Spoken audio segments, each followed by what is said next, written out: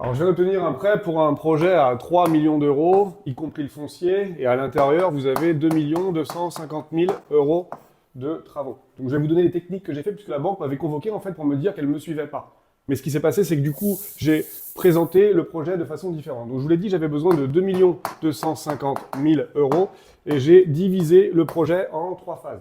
Il faut savoir que dans le projet, il y a 33 lots. Donc, ce que j'ai fait, c'est que j'ai présenté en 3 phases le projet. J'ai dit à la banque, on va faire une première phase et je vais avoir besoin de vous pour faire 17 lots. Je vais avoir besoin d'1 150 000. Donc, au lieu de demander 2 250 000, j'ai demandé 1 150 000 et je leur ai dit, dès qu'on aura loué 50% de ces logements, on passera à la phase numéro 2. Pour pouvoir faire cette phase numéro 1, il me faut 16 mois. Une fois qu'on aura fait 50%, du coup, vous allez me prêter sur la phase numéro 2 300 000 euros qui correspond à 2 locaux commerciaux. Ces 2 locaux seront composés d'une nouvelle agence IS Immobilier et d'une nouvelle laverie automatique. Donc, je maîtrise complètement puisque c'est moi et moi. Ils m'ont dit, c'est OK, on vous suit sur une deuxième phase. Si vous louez 100% des locaux, vous passez sur la phase numéro 3.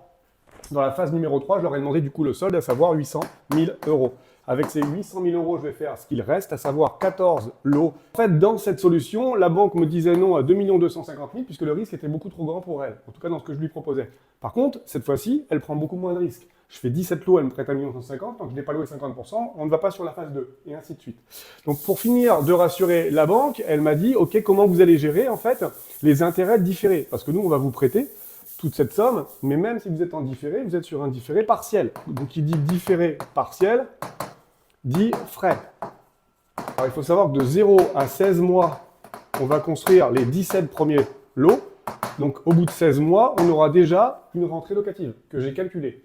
Et cette rentrée locative, il faudra attendre 17 mois et on aura déjà des frais. Donc elle nous a proposé un cash deposit, un petit peu comme un fonds de roulement de trésorerie, de 100 000 euros.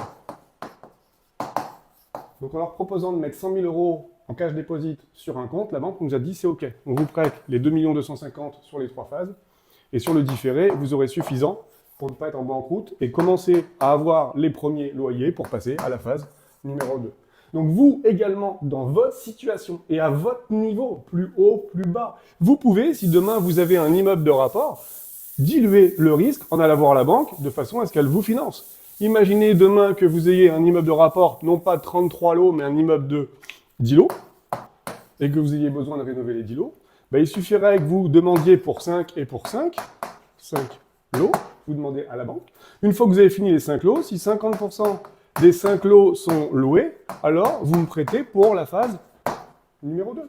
Ce qui veut dire que vous êtes beaucoup plus safe auprès de la banque prend un moins grand risque et elle vous suit sur peut-être un 10 lots, alors que sinon elle vous aurait suivi sur un 7 lots maximum.